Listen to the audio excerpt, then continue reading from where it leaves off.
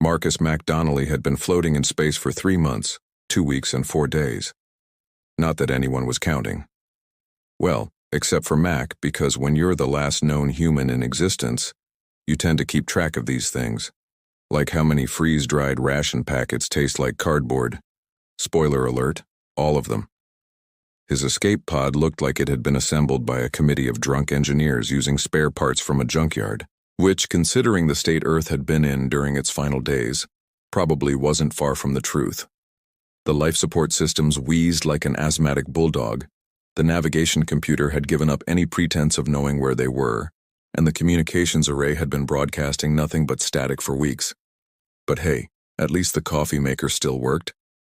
Priorities. Mac was contemplating whether his 97th cup of synthetic caffeine would finally kill him when his proximity alarm started screaming. Through the cracked viewport, he watched a fleet of ships emerge from hyperspace, like a pack of metallic wolves smelling blood. "Well, would you look at that?" Mac muttered, taking another sip of his coffee. The neighborhood welcoming committee. The ships were classic raider design, all spikes, skull motifs, and unnecessary flame decals. Because apparently, when you're pillaging the galaxy, subtle wasn't in the handbook. The largest vessel, a dreadnought that looked like someone had crossed a Gothic cathedral with a meat grinder, positioned itself directly in front of Mac's pod. A transmission crackled through on the standard hailing frequency.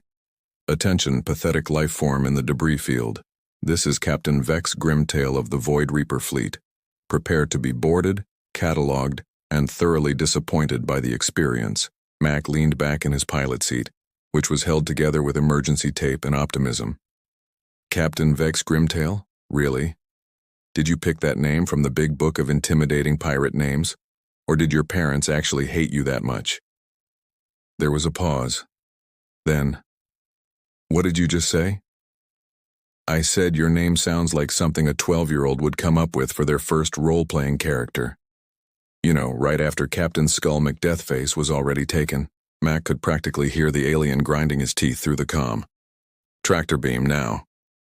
Within minutes, Mac found himself being dragged toward the dreadnought's cargo bay. As his pod was pulled inside, he got his first good look at his captors through the viewport. Captain Vex turned out to be a 7-foot-tall reptilian with more scars than sense, and a fashion sense that screamed, "I shop at Tyrants R Us." His crew included Kor the Brutal, whose name was apparently accurate since he looked like he could bench press a small moon, and Zinta, the tech specialist, who had more cybernetic implants than original body parts. "Welcome to the end of your miserable existence, human," Vex announced as Mac's pod settled onto the deck with a rather undignified clunk. "I am Captain Vex Grimtail, scourge of 7 sectors, collector of extinct species, and your new worst nightmare." Mac stepped out of his pod, stretched and looked around the cargo bay with the expression of someone who had just walked into a particularly disappointing theme restaurant. "Extinct species collector? Let me guess. You have a trophy room where you keep the skulls of your victims and tell boring stories about how tough you are." Vex's eye twitched. This wasn't going according to his usual script. 20 minutes later, Mac found himself chained to a chair in what could only be described as the galaxy's most pretentious trophy room. Vex hadn't been kidding about collecting extinct species. The walls were lined with display cases containing artifacts from dozens of dead civilizations. Altarian crystal sculptures, vegan war masks, Centaurian prayer wheels, and what looked suspiciously like a taxidermied space hamster. "Impressive collection," Mac said, nodding toward a case filled with glowing crystals. "Though I have to ask, did you get these at a going-out-of-business sale or did you actually work for them?" "Those are the last remaining memory crystals of the Zephyrian Empire," Vex snarled. "I personally led the raid that wiped them from existence." "Ah, so you're like a cosmic pest control service. That's nice. Very civic-minded of you." Kor stepped forward, cracking his knuckles with sounds like breaking concrete. "Boss, can I crush him now? He's making my brain hurt with all the talking." "Your brain hurts?" Mac looked genuinely concerned. "That's unusual. I didn't think it got enough use to develop strain injuries. Zinta laughed despite herself, then quickly covered it with a cough when Vex glared at her. The human has spirit. I'll give him that. Stupid spirit, but spirit nonetheless. Spirit doesn't keep you alive in the vacuum of space, Vex said, circling Mac's chair like a predator sizing up prey. Tell me, last son of Earth, how does it feel to know that your entire species was nothing more than a footnote in the galaxy's history? A brief, pathetic chapter that ends with you, chained in my trophy room. Mac tilted his head thoughtfully. Well, it's definitely been a learning experience. For instance, I've learned that dramatic monologuing is apparently a required course at Villain University. Did you practice that speech in the mirror, or was it more of a group workshop thing? The reptilian captain's tail lashed behind him. Mock me all you want, human. In 1 hour, I'm broadcasting your execution across the entire Void Reaper network. Every pirate, raider, and cutthroat in the galaxy will watch the last human die, and they'll know that Earth's legacy is nothing but dust and failure. 1 hour? Mac glanced at his wrist chronometer, which was held together with the same emergency tape as everything else in his life. That's plenty of time. My scanner should be finished by then. The three aliens exchanged glances. Zinta stepped forward, her cybernetic eye whirring as it focused on Mac. Scanner? What scanner, meatbag? Mac gestured vaguely toward his escape pod with his chin, since his hands were still chained. Standard human tech. Nothing fancy. It's been running diagnostics since I came aboard. You know how it is, new ship, got to check everything out. Make sure the air won't kill me, the gravity won't crush me, that sort of thing. Vex laughed, a sound like grinding gears. Human technology? Your species couldn't build a proper hyperdrive if their lives depended on it, which, as it turns out, they did. Fair point, Mac admitted. Though, to be honest, your security is pretty impressive. Took my scanner almost 3 full months to crack your systems. Core looked confused, which wasn't exactly a new expression for him. Boss, what's he talking about? Zinta was already pulling out a handheld scanner, running it over Mac and his general vicinity. I'm not detecting any active scanning equipment. Nothing but standard life support monitors and a broken communicator. Broken communicator? Mac looked offended. I'll have you know that communicator has been broadcasting a steady stream of my personal commentary on this whole experience. Granted, it's been transmitting on a frequency that probably won't reach anyone for another 50 years. But it's the thought that counts. Vex was getting that look that predators get when their prey starts acting too confident. It was the expression of someone beginning to suspect that maybe, just maybe, they'd bitten off more than they could chew. But pride is a terrible thing, and Vex had enough of it to power a small space station. Enough games, he growled. Zinta, prepare the execution broadcast. Core, get the disintegration chamber ready. It's time to show the galaxy what happens to species that dare to oppose the Void Reapers. Mac settled back in his chair as much as the chains would allow. You know what? I think I'm actually going to enjoy this next part. Mac's casual confidence was starting to make everyone nervous, which was exactly what he'd been going for. Nothing threw off bad guys quite like a victim who acted like he was in on a joke they hadn't heard yet. So about that scanner, Mac continued, as if he was discussing the weather instead of sitting in chains waiting to be executed. It's interesting how your people assume that primitive means ineffective. Classic mistake, really. Like assuming that just because something looks broken, it doesn't work. Zinta held up her scanner again, its screen showing absolutely nothing. There is no active scanning equipment on this ship that isn't ours. I've checked 3 times. Of course you have. That's the beauty of it. See, human technology doesn't work the way you expect it to.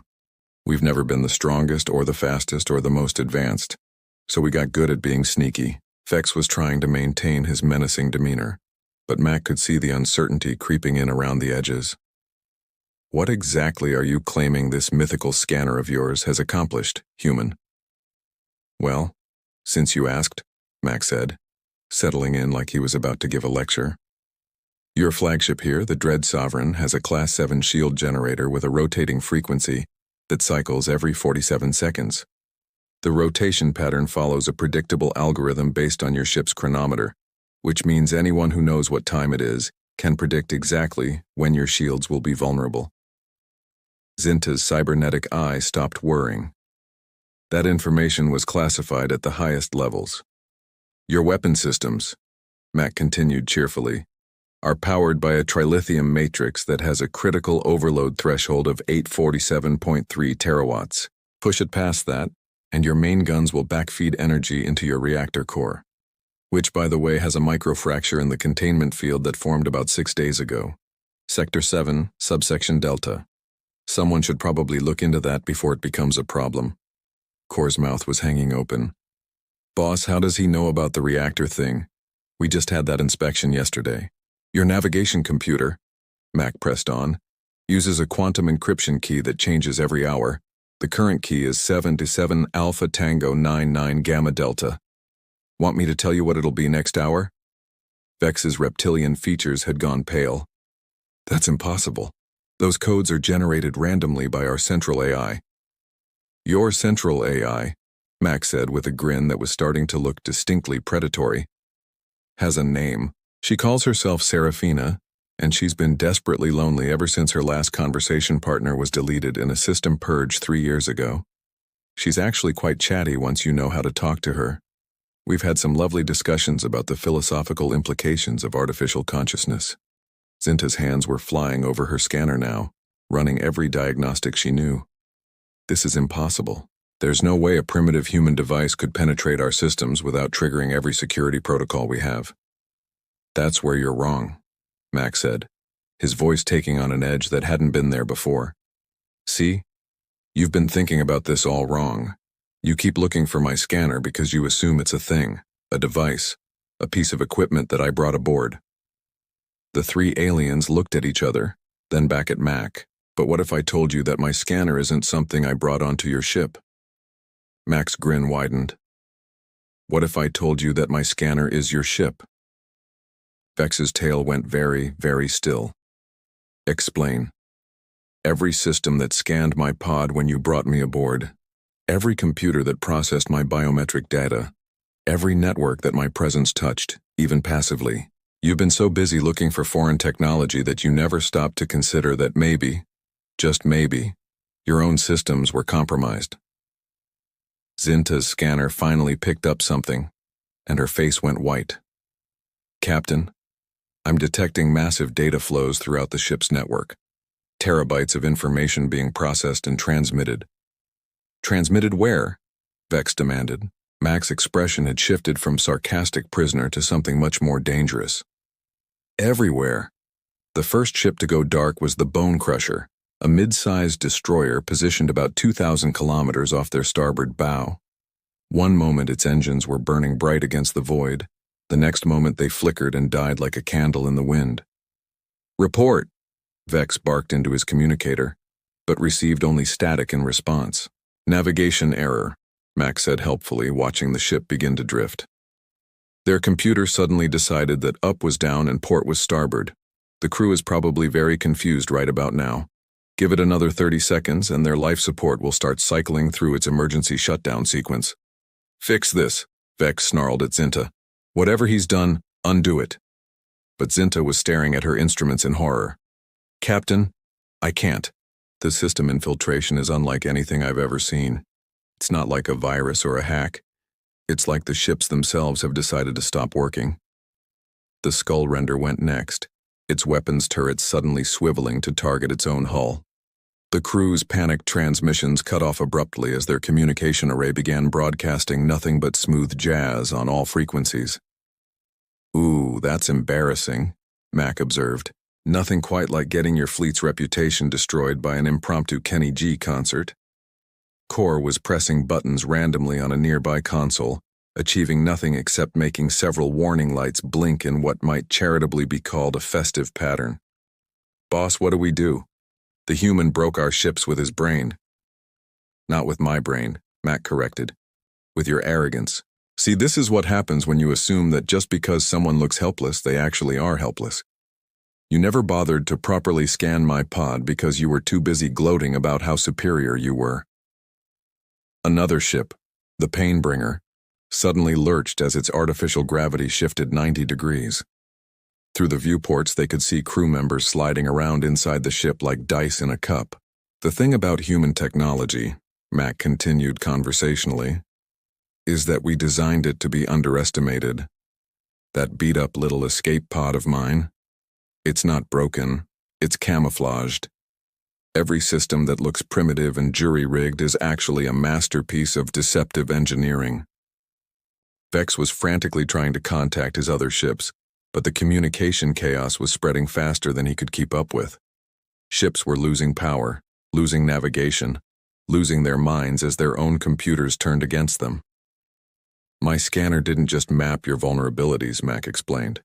It learned them.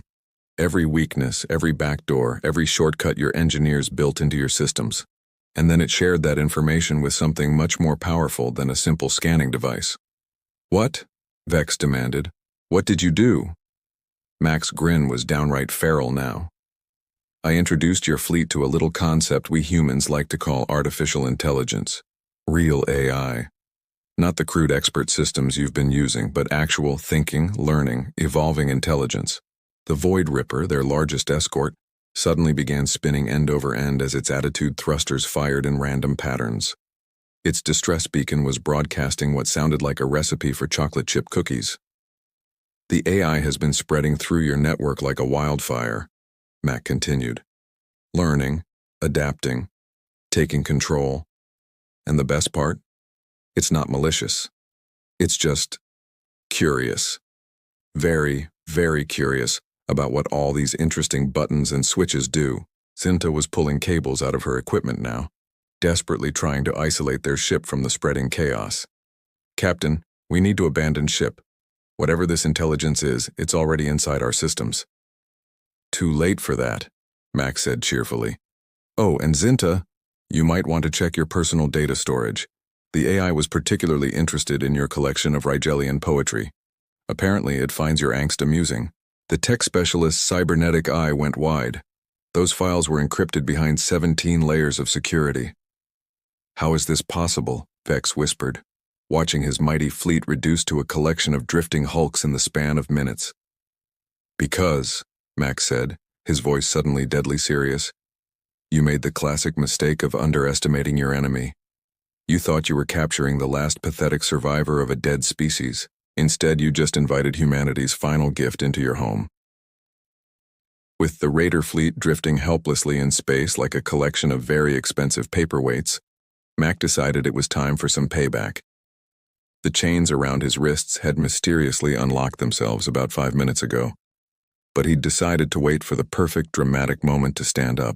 So here's the thing about Earth's destruction, Mac said, finally rising from his chair and stretching muscles that had been cramped for far too long. You all bought the official story. Brave raiders overwhelm primitive human defenses, planet goes boom, species goes extinct. Very neat, very tidy, very wrong. Vex was backing toward what he probably thought was an emergency exit, but the door controls were flashing red. Locked. What are you saying?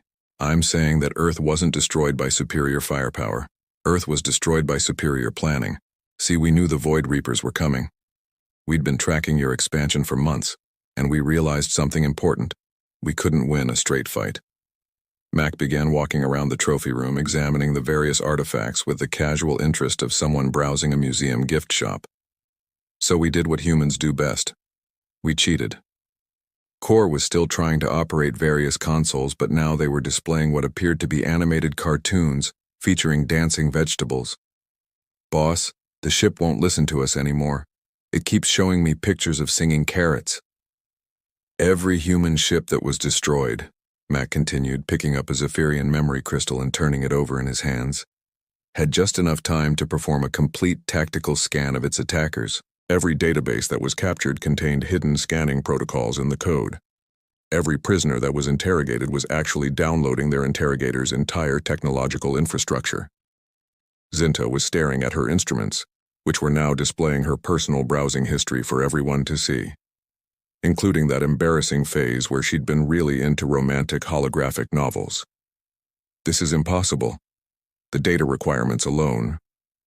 The galaxy thought it was watching humanity's extinction, Mac said, setting the crystal back down. What they were actually witnessing was the largest intelligence-gathering operation in galactic history. Every Void Reaper ship, every base, every secret hideout, every weakly defended treasure cache. We mapped it all. He turned to face Vex directly. Earth's destruction was the most expensive special effect in human history. The planet was evacuated months before you arrived. What you blew up was an elaborate shell complete with fake population centers and staged defensive positions. The reptilian captain's jaw was hanging open. The billions of life signs we detected, holographic projections and AI constructs, we got really good at those in the final years. Had to, considering how much practice we got fooling Raider scouts. Mac pulled a small device from his pocket. It looked like nothing more than a broken communicator held together with emergency tape, but Zinta's instruments were suddenly going crazy trying to analyze it. "This is the real scanner," Mac said, "and it's been in constant communication with its siblings throughout the galaxy. Every raider, pirate, and cutthroat who thought they were picking up easy human prey has been contributing to our database. We know where you live, where you hide your treasures, what you're afraid of, and exactly how to hurt you where it counts." Vex was shaking now, his reptilian features pale with fear. "What do you want?"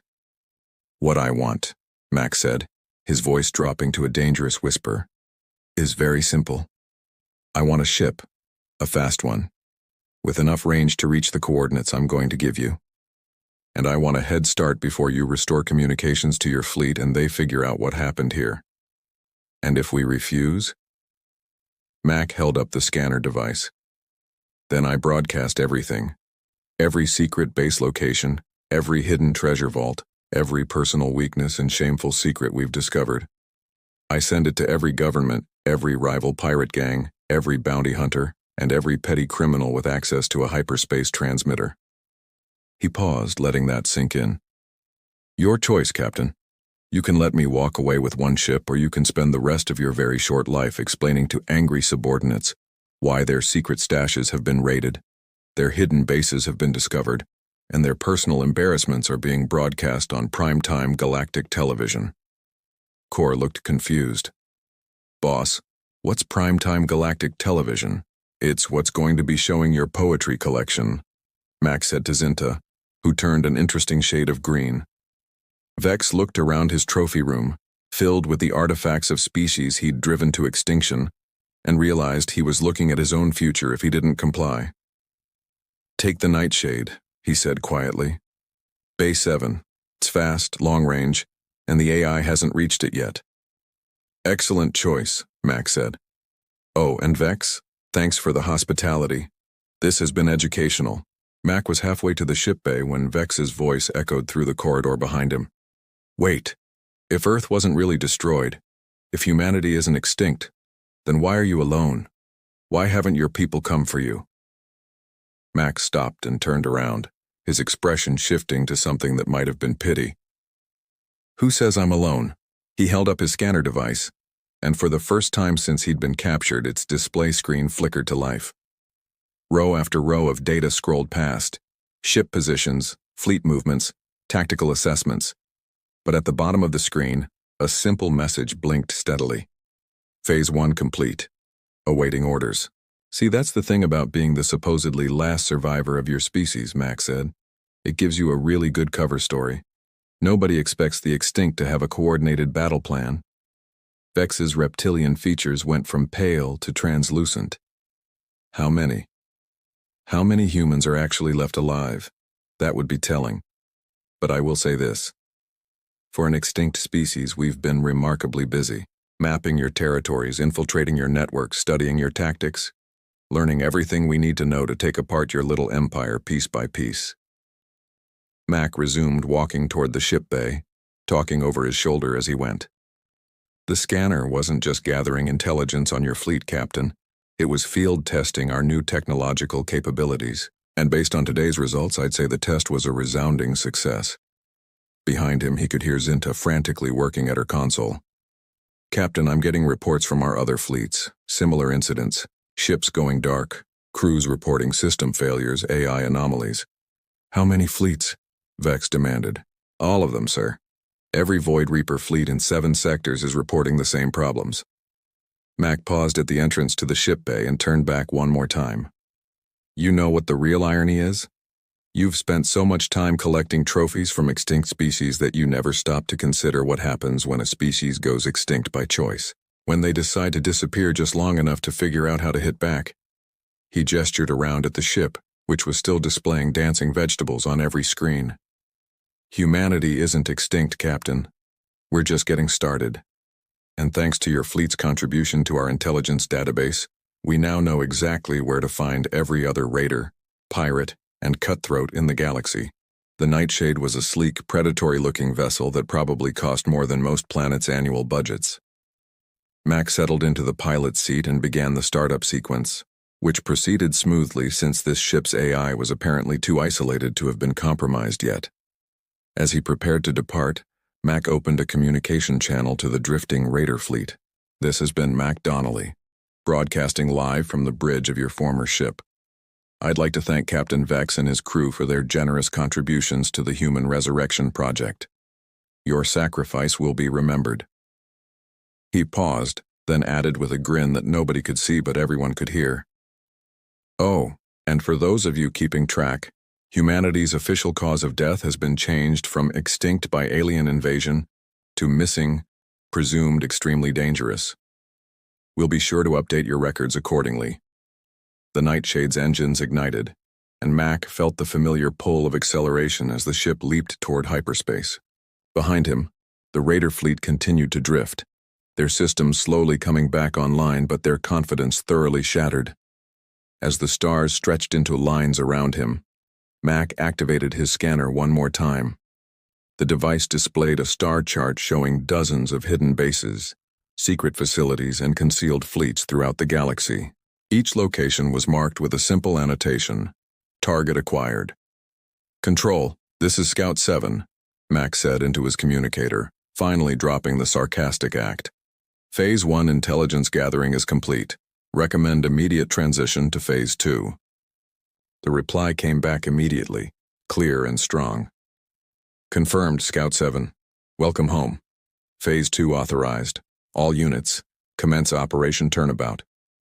Mac smiled and leaned back in his pilot's seat, finally allowing himself to relax for the first time in months. The galaxy had spent so much time congratulating itself on humanity's extinction that it had never occurred to them to check if the corpse was still breathing. That, Mac reflected as he watched the hyperspace tunnel collapse behind him, was about to become a very expensive oversight. After all, reports of humanity's death had been greatly exaggerated, and now it was time to collect the bill.